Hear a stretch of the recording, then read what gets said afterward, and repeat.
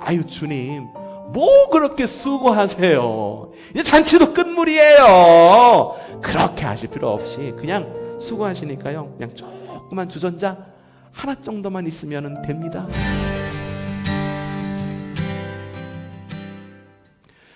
예수님께서 첫 번째로 행하신 기적이 있습니다. 그것이 무엇이었느냐? 요한복음 2장 1절 말씀입니다. 시작!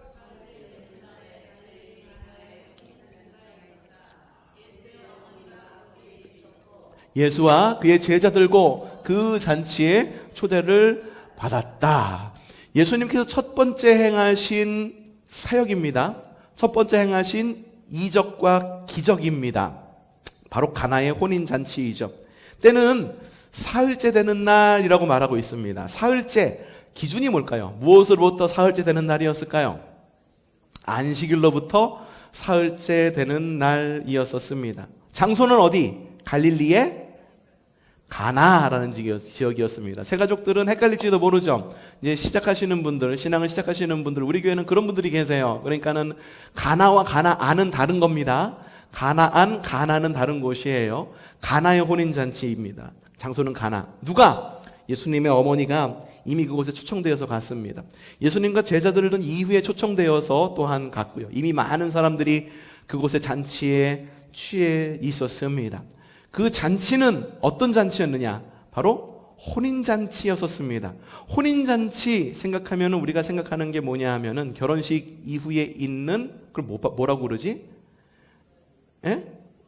피로연이라고 생각을 하는데, 이스라엘 사람들은 좀 전통이 다릅니다. 어떻게 다른지 좀 뒤에 가서 좀 말씀을 들을 텐데, 이 혼인잔치에서 잔치가 무르익어갈 무렵, 한참 이제 절정을 향해 가고 있을 때 신랑은 난관에 봉착하고 맙니다. 유대인의 혼인잔치, 이제 설명해 드릴게요. 유대인의 혼인잔치는요, 처녀의 집에서, 신부의 집에서 약 한 주일 동안 이루어지는 잔치를 혼인잔치라고 말합니다. 초대하는 사람 누구누구 초대할까? 가족, 친족, 그리고 친구, 마을 사람들을 초청합니다. 그리고 이 잔치에서 초청된 사람들이 유심히 살펴보는 게 있어요. 뭘 살펴볼까? 신랑의 됨됨이를 유심히 살펴봅니다. 이 잔치의 하이라이트는요, 이 마지막 날 총각이 처녀에게 포도주 한 잔을 갖다가 쫙 전합니다. 이 포도주는 프랑스 1652년산 뿌레누앙 포도주이니까 나의 청혼을 받아주세요 라고 해서 포도주를 건네면 신부가 그것을 받으면 청혼을 승낙한 거고, 받지 않으면 승낙하지 않은 거예요. 그동안에 모였던 사람들 누구를 본다고 그랬어요? 신랑을 본다고 그랬죠? 신랑의 됨됨이를 보는 거예요. 아, 이 사람이 좀 손이 굽은 사람인가? 잔치를 하면서 누구 좀 거린들이 오면 어떻게 반응하는가? 아이, 우리 먹을 것도 없으니까 나가셔. 이 자리가 어느 자리라고? 저리 가! 라고 반응하는지. 동네 사람들만 모은 것이 아니라, 친한 사람만 모은 것이 아니라 좀 친하지 않은 사람들도 끌어모아서 자리에 앉혀서 모두를 위한 잔치를 벌이는지. 만약에 그렇지 않으면은 신부에게 속닥속닥 거리겠죠. 뭐라고? 야, 아닌 것 같아. 그러면은 뭐 그런 일도 있었는지는 모르겠어. 아마 없었을 거예요. 왜냐하면은 이 당시 시대에는요, 가부장적 시대이기 때문에 남성이 결혼하자 그러면은 여성은 어떻게 될까? 네 하고 따라가야 되는 시대였기 때문에 아마 거절하는 그런 사례는 많지는 않았을지는 몰라도 어쨌든 잘 보이기 위한 자리였기 때문에 신랑은 그 잔치를 엄청 성대하고 맛있는 것도 많이 모아놓고, 특별히 중요했던 음식이 뭐라고요? 포도주. 포도주를 신부에게 전하기 위해서 정말 좋은 포도주를 준비해 놓았다. 신부가 이 포도주를 받으면은 신랑은요, 다시 집으로 돌아갑니다. 그리고 아버지의 집으로 돌아가서 신혼집을 준비하기 위해서 아버지 집으로 돌아가요. 그 1년의 기간을 뭐라고 그러냐면, 따라 하십시다. 정혼기간. 그러니까 신랑은 아버지 집으로 돌아가서 신방을 꾸며야 돼. 근데 하필이면 이 중요한 순간에 신랑이 신부에게 청혼을 해야 하는 순간에 무엇이 떨어졌는가? 포도주가 떡하니 떨어져.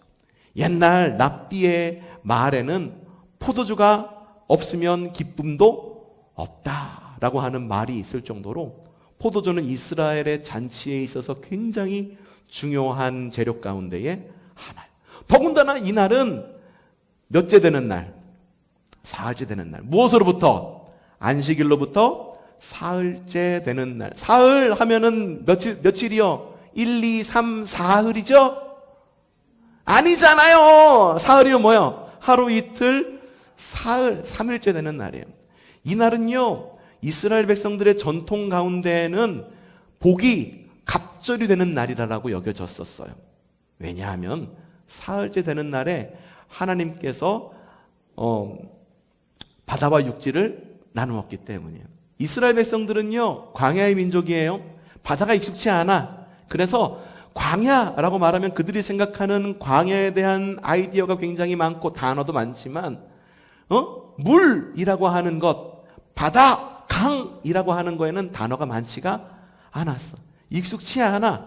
이스라엘 백성들은 광야, 땅을 밟고 사는 민족이지 물을 밟고 사는 민족이 아니었기 때문에. 성경에 이 물을 밟고 살아가던 민족이 한 민족이 나와요. 블레셋 민족.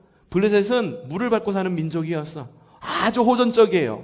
아주 그냥 바이킹과 같이 물을 밟고 배 타고 다니면서 이리저리 노략질하는 민족이에요. 그러니 물의 민족인 블레셋이 이스라엘 민족을 쳐들어왔다라고 하는 건 굉장히 큰 이스라엘 백성들에겐 두려움이었다는 거예요. 자신들이 알지 못하는 세계에서 이 세계로 쳐들어온 우리의 대적. 근데 사흘째 되는 날이 주님께서 바다와 육지를 나눈 날. 그래서 우리를 바다 가운데 두지 않고 어디 가운데? 육지 가운데 둔 날. 그런데 모든 것이 완벽하게 되어 간다라고 생각했던 바로 그때 무엇이 떨어졌다? 포도주가 떨어졌다. 여러분, 포도주가 떨어진 혼인잔치입니다. 여기에는요, 많은 사람들이 있었지만 특별히 두 분류로 나누어 볼 수가 있습니다. 첫 번째는 혼인잔치에 초대되어서 즐기던 초대된 사람들. 또 한 사람은 혼인잔치에 고용되어서 일하던 일꾼들. 각자의 역할은 다릅니다. 초대된 사람들은 열심히 마시고 즐깁니다. 그리고 일하는 사람은 초대된 사람을 열심히 섬깁니다. 이번 당회 때 신천 집사 두 분이 이렇게 우리 가운데 청거가 될 예정입니다. 이 집사라고 하는 일이 뭐냐 하면은 섬기는 사람이라는 뜻을 가지고 있어요. 그래서 이 포도주에 물을 담는 이 포도주잔에 물을 담으면 안 되죠. 포도주잔에 포도주를 채워주는 사람. 그 사람들이 들어올 때 발을 씻겨주는 사람이라는 뜻이 집사라는 뜻 안에는 그 말도 담겨져 있어요. 역할은 달라요. 집사, 권사, 장로 역할은 다릅니다. 초청되어 온 사람, 그리고 그곳 가운데 서빙을 하는 사람 역시 역할은 다릅니다. 하지만 이 잔치에는 차별이 없습니다. 더군다나 그 잔치에는 누가 초대되었습니까? 예수님이 초대되었고, 그 잔치는 안식일 후 사흘째 되는 날이었고, 이제는 조금만 있으면은 잔치가 무르익어가지고 이제 신랑이 신부에게 청혼을 하는 이제 그런 예식만 남아 있고, 넘치도록 풍족한 잔치였어요. 저는 이 잔치에 모인 사람들의 이 공동체를 한마디로 이야기를 하고 싶어요. 무엇이냐? 잔치 운명 공동체. 한 잔치에 있기 때문에 똑같이 기쁨을 나눕니다. 혼인의 기쁨을 나눕니다. 포도주를 나눕니다. 하지만요, 잔치 운명 공동체에 있는 사람은 기쁨만을 나눌 뿐 아니라 무엇도 나눌까? 위기도 함께 나누게 됩니다. 여러분, 우리가 한 교회를 이루며 살아간다는 것 역시 이와 같습니다. 교회에 모이면 뭔가 좋은 일이 생길 것 같아. 교회에 모이면 뭔가 내 삶이 달라질 것 같아. 그래서 교회를 왔어.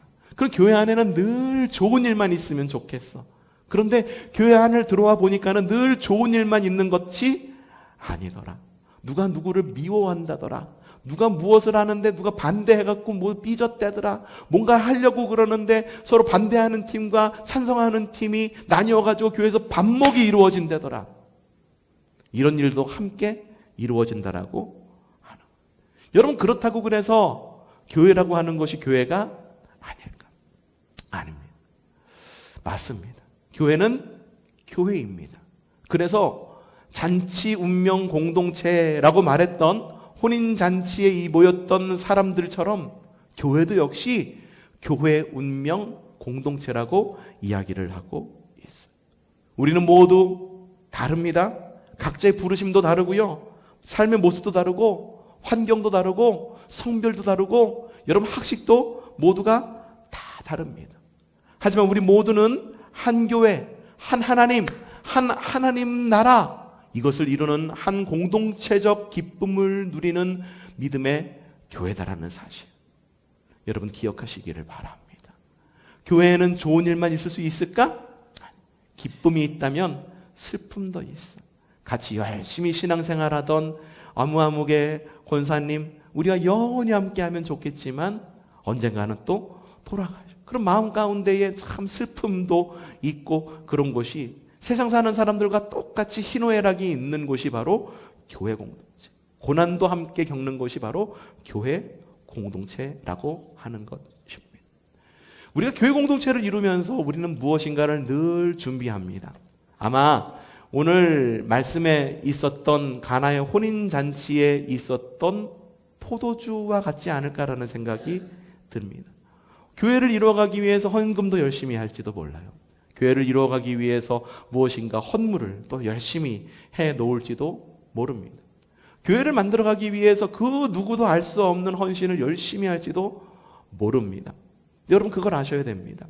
우리가 하는 이 모든 노력들, 헌물들, 헌금들, 헌신들, 이런 모든 것들은요, 마치 가나의 혼인잔치에서 소진되었던 포도주처럼 언젠가는 다 소진될 수도 있다라고 하는 것입니다. 여러분, 그리스도인이라고 그래서, 교회라고 그래서 위기가 없습니까? 아닙니다. 교회라고 그래서 위기가 없는 것이 아니라 교회에도 위기가 있을 수 있습니다. 그리스도인의 삶에도 역시 위기가 있을 수 있습니다. 하지만 믿지 않는 사람들이 생각하는 위기와 믿는 사람들이 생각하고 맞이하는 위기는요, 질적으로 다릅니다. 여러분, 그리스도인들이 맞이하는 이 위기의 순간은 어떤 순간이기를 바라십니까? 절망의 순간이기를 바랍니까? 위기가 있을 때마다 에휴, 안 되는 거 봐, 예수님 믿어봤자 아무 소용없어, 이러면서 포기하고 자책하고 절망하시겠습니까? 아닙니다. 그리스도인에게, 예수님을 믿는 우리에게는요, 이 위기의 순간은 절망의 순간이 아니라, 따라하십시다, 희망의 순간입니다.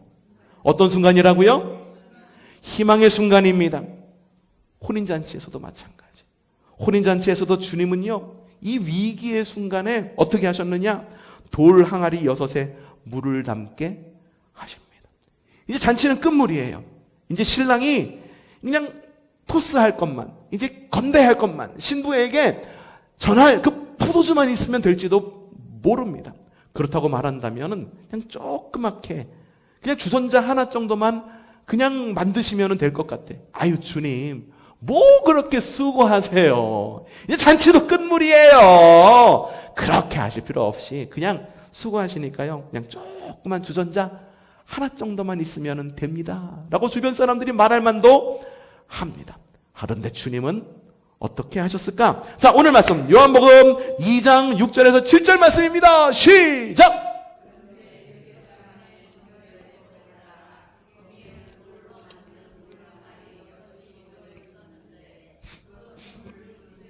예, 그것은 물 두세 동이 항아리였다라고 말해요. 유대인의 정결 예법에 따라. 이 말이 뭐냐 하면은, 하나님이 이스라엘 사람들을 강건하고 복되게 살기 위해서 만든 여러 법들이 있습니다. 법들이 있어요. 그 법들 가운데 정결 예법이라고 있는데, 이거는 종교법이기도 하지만 사회법이기도 해요.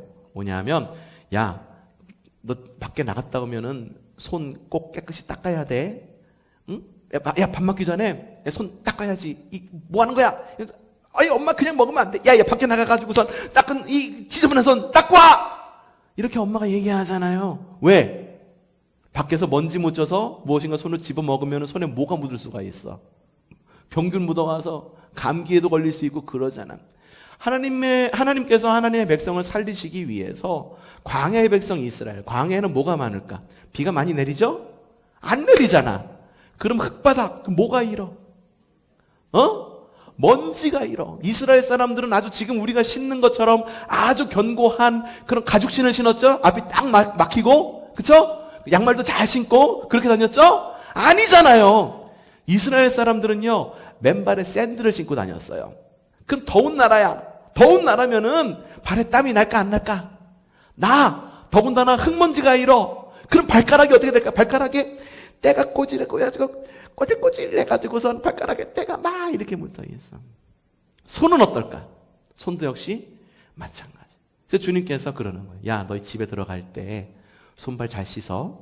그건 너희 청결을 위한 거기도 하지만 너희의 정결을 위한 거야. 너희 집이 구별되기 원하잖아. 그러니까는 손발 잘 씻어 라고 말해서 유대인 사람의 정결 예법이 있었었는데 돌 항아리에다가 뭐를 담아놓을까? 물을 담아놓는 거예요. 물을 담아놓아서 그걸 갖다가 들어갈 때마다 뭐해? 손도 닦고 더해서 손도 닦고 발도 닦고. 그 돌 항아리가 몇 개? 6개가 놓여 있었는데 그것은 물 두세 동이들 항아리였다. 너무 멀리 갔다. 다시 한번 돌아가 볼게요. 그 다음 말씀. 예수께서 일꾼들에게 말씀하셨다. 뭐라고? 이렇게 읽지 말자고 그랬잖아. 성경 읽을 때 아까 최문장 권사님이 성경 읽을 때 시키는 대로 하세요. 이렇게 읽었던 것처럼 예수님의 그 근엄한 목소리로 다시 한번 읽어보죠. 예수께서 일꾼들에게 말씀하셨다. 어떻게? 이 항아리에 돌을 채워라. 그래서 그들은 항아리마다 물을 가득 채웠다. 중요한 건 예수님이 어떻게 말씀하셨는지 정결 예법이 무엇인지 아는 것보다 중요한 게 뭐냐 하면 예수님은요 포도주를 마련해 주실 때 그냥 조그만 주전자 하나에다가 마련해 주신 것이 아니고 돌 항아리 6개에 가득하게. 이걸 지금 우리 리터로 따지면 대략 500리터 정도 되는 양의 물을 부으라고 말씀하십니다. 우리 잘 알고 있어요. 예수님이 말씀하시니 물이 변하여 포도주 됐네. 이게 곧 포도주가 되었음을 알고 넘칠 만큼의 양의 포도주를 주님께서 준비해 주시는 거예요. 어쩌면 이 남겨진 포도주는요 신랑 신부가 정혼 기간이 다 끝나고 허니문까지 다녀왔을 때에도 남아있었을 거예요. 포도주 그냥 막 부어라 마셔라 막 마시는 그런 술이 아니잖아요. 기념일마다 오늘은 기념일이야 이러면서 마시는 술, 포도주. 그래서 일평생을 아마도 이 혼인잔치의 주인공이었던 신랑 신부와 함께하게 하시지 않았을까. 그렇게 상상해 볼 수가 있는 거죠. 여러분, 주님은요 언제나 최고를 선택하시고 끝까지 좋은 것을 채워주십니다. 하지만 여러분, 이 채워주심의 은혜는요 모두가 경험하는 것이 아니다. 안타깝게도 모두가 경험하는 것은 아니다라는 거예요. 이 잔치에 참여한 사람들 많이 있었지만 특별히 두 부류로 있다라고 앞서 말씀드렸어요. 한 부류는 어떤 부류? 초대되어서 잔치를 즐기러 온 사람. 또 한 부류는 누구? 이 잔치에 고용되어서 일하러 온 사람. 마리아가 이야기합니다. 자, 요한복음 2장 5절 말씀 시작. 그 어머니가 일꾼들에게 이르기를. 여러분 봅시다. 마리아가 누구에게 말했습니까? 누구에게 말했습니까? 일꾼들에게 말했어요. 여러분, 하나님은요, 주님은요, 우리 교회를 통해 일하실 때, 그리고 우리의 사명을 감당케 하실 때 일꾼들에게 이야기하시는 거예요. 그곳에 참여한 초대되어서 부어라 마셔라 즐기기 위해 온 사람에게는 말씀하시지 않으셔. 마리아가 누구에게? 일꾼에게 얘기하듯 주님도 일꾼에게 이야기하셔. 뭐라고 이야기했어? 시작.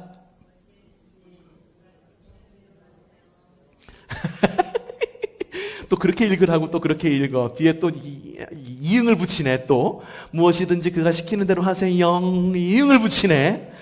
맞아요. 이렇게 이야기를 했어요. 그러자 그곳의 일꾼들은 어떻게 했는가? 계속 말씀 읽어보겠습니다. 요한복음 2장 8절 시작. 예수께서 그에게 말씀하시기를 이제는 떠서 잔치를 맡은 이에게 가져다 주어라. 잔치를 맡은 이라고 하는 건 뭐냐 하면 신랑을 말하는 게 아니에요. 그 연회를 맡은 연회장이 따로 있었습니다. 잔치의 책임자가 따로 있었어요. 그 책임자가 원래 다 책임을 져야 되는 거예요. 그 연회장에게 갖다 주어라. 그래서 어떻게? 잔치를 맡은 이는 포도주로 변한 물을 맛보고 그것이 어디서 났는지 알지 못하였으나, 여러분 이거 봅시다. 잔치를 맡은 이 연회장이에요. 연회장은 어떤 사람이랬습니까? 연회를 총괄하는 사람이에요. 근데 총괄하는 사람이 포도주가 어디서 났는지를 알았다 몰랐다? 몰랐다. 여러분 이게 뭔지 아십니까? 이게 무책임이에요. 이게 뭐냐 하면은 자기의 책임을 다하지 않고 이게 어디서 났어? 야 이거 행운이다.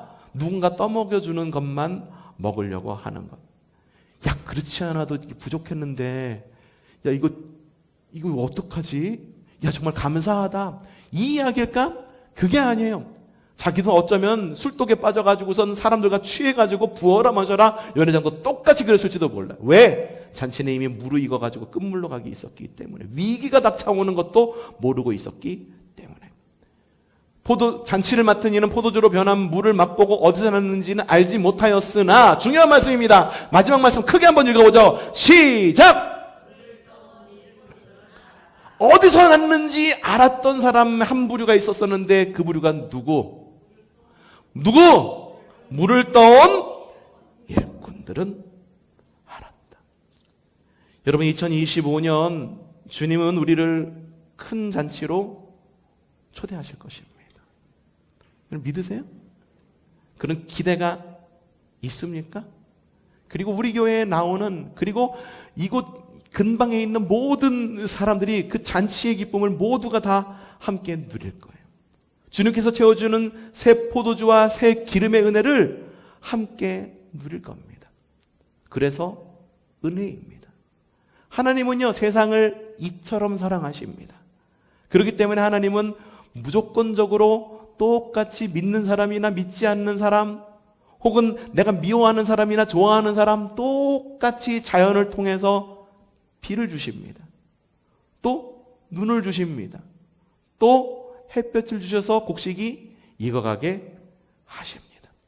하지만 하나님의 은혜를 이렇게 무조건적으로만 생각해서는 안 돼요. 하나님의 은혜는요 두 가지의 은혜가 있습니다. 따라하십시다. 하나는 조건적 은혜, 두 번째는 무조건적 은혜. 하나님의 은혜는 요 두 가지 모습을 담고 있어요. 이거 수요 리바이벌 시간에 이미 이야기한 거예요. 무조건적 은혜가 뭡니까? 하나님이 세상을 사랑하셔. 그래서 똑같이 사랑하셔. 그래서 어떻게 하셨어? 독생자를 주셨어. 예수님을 우리에게 주셨어. 예수님에게 우리에게 주셨으니 이 세상에 있는 모든 사람들이 다 구원을 얻는다라고 이야기합니까? 아니야.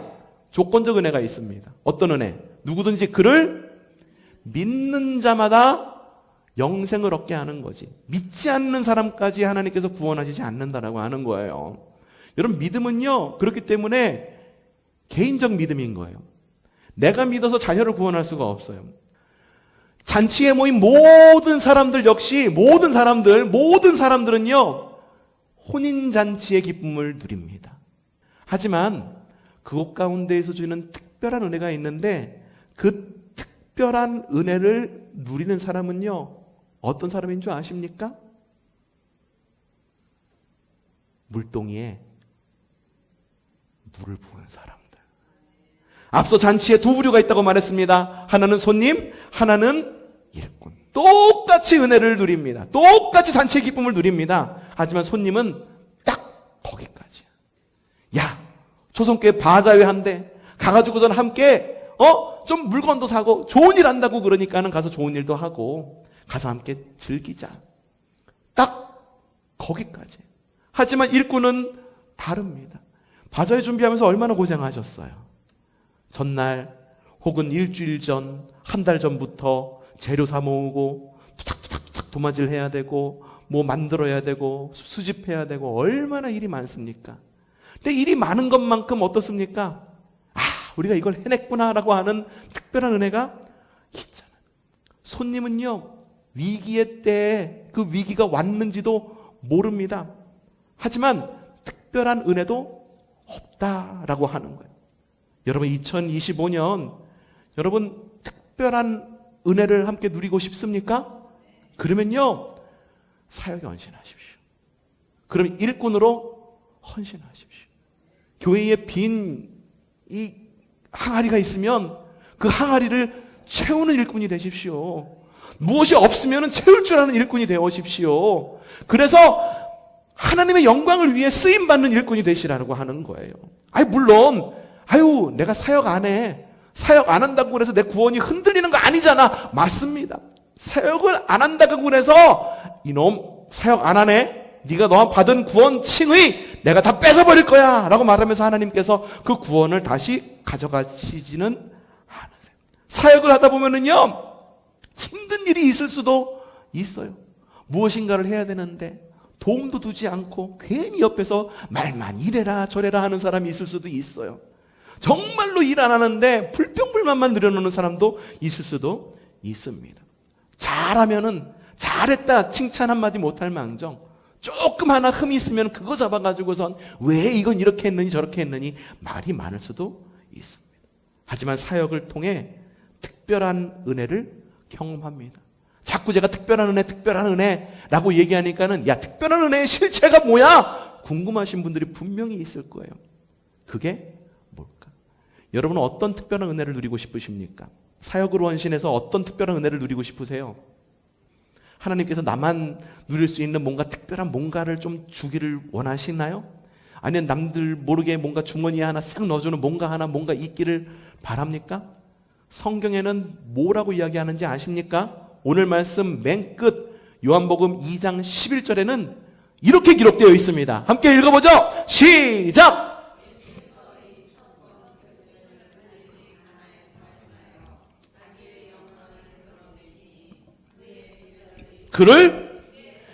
이거 잠시 띄워놔주세요. 여기에는 굉장히 큰 은혜가 있어요. 뭐냐 하면 예수께서 이 첫 번째 표징 어디에서?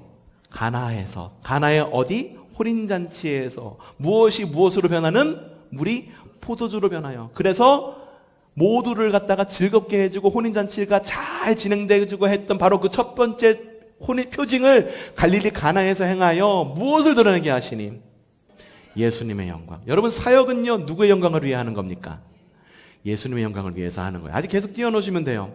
여러분의 영광을 위해서 일하지 마십시오. 내 영광을 위해서 뭔가를 갖다가 사역을 하려고 그러면은요 내가 이거를 잘하니까 이거 해야지, 내가 이거 못하니까 이거 빠져야지, 핑계가 많아지는 거예요. 하지만 사역은요 누구의 영광을 위해 하는 거라고요? 예수님의 영광, 하나님의 영광을 위해서 하는 거예요. 자기의 영광을 드러내시니 그러니 어떤 일이 벌어졌는가? 크게 다시 한번 맨 아래줄 읽어봅시다. 시작! 그의 제자들이 그를 믿게 되었다. 그리고 그것 가운데에서 명령을 하셔가지고 그 일꾼들이 물을 항아리에 담았을 때, 그래서 물이 변하여 포도주가 되었을 때 그 일을 보고 어떤 일이 나느냐? 예수님의 제자들이 예수님을 믿는 일이 일어나는 거예요. 여러분 사역을 통해서 일어나는 일은 그거예요.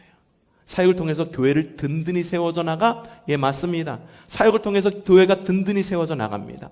사역을 통해서 내가 하나님 나라를 확장하자? 예, 하나님 나라를 확장하는 거 굉장히 중요합니다. 사역을 통해서 이웃에게 선한 일을 하자. 그러니까 내년에 우리 한번 사역해서 모은 돈, 바자회에서 모은 돈 들고 우리 여기 연천구청 가가지고 사진도 찍고 하나님께 영광을 돌리자. 초성교회 정말 좋은 일을 하고 있구나. 영광을 돌리자. 예, 그것도 좋은 일이에요. 근데 궁극적으로 우리가 사역을 통해서 맺는 가장 훌륭한 열매가 뭐냐 하면 누군가를 그리스도께로 이끌어서 주님을 믿게 한다라고 하는 거예요. 그것이 바로 사역의 목적이에요. 여러분 한 명 전도하려고 그러면 얼마나 힘듭니까? 한 명 전도해서 교회에 나와서 정착시키기가 얼마나 힘듭니까? 더군다나 믿지 않는 비그리스도인을 믿게 하려고 하려면 얼마나 힘듭니까? 사역은요 힘과 달란트가 있어서 하는 것이 아닙니다. 사역은요 시간과 여유가 있어서 하는 것도 아닙니다. 사역은요 재정과 환경이 다 갖춰져 있어서 하는 것이 아닙니다. 무엇이 있어서 하는 건가? 마음이 있어서 하는 거예요. 어떤 마음? 누군가에게 도움을 주고 누군가를 살리고 싶은 마음. 어떻게 살려? 예수님을 믿게 해서 구원받게 하고 싶은 그 마음에서 시작하는 것이 바로 사역이라는 거예요. 2025년 여러분, 누군가가 마련해준 포도주 옆에서 그냥 마시면서 지내지 마십시오. 포도주, 그것을 준비해 주시기 위해 항아리에 물을 부어라 라고 말씀하시는 그 주님의 명령에 순종하여서 물 항아리에 물을 붓는 여러분들 되십시오. 누군가 떠주는 포도주? 예, 그것만 마셔도 여러분 충분히 어쩌면 교회에서 혹은 하나님 나라에서 누릴 수 있는 은혜 충분히 누릴 수 있다라고 말할 수도 있을지도 모릅니다. 난 이 정도로 충분해라고 말할 수도 있을지 몰라요. 하지만 영향력을 끼치지 못하는 그리스도인, 누군가를 살리지 못하는 그리스도인, 그것이 정말 살아있는 그리스도인이라고 말할 수 있겠습니까? 정말로 그것이 주님께서 말씀하신 그리스도인의 모습이겠습니까? 2025년 사역으로 결단하십시오. 그래서 누군가를 살리는 일에 함께 손을 보태고 발을 보태고 머리를 보태고 발가락도 보태고 손가락도 보태고, 그래서 하나님 나라를 함께 세워가는 저 여러분이 되기를 주님의 이름으로 축복합니다.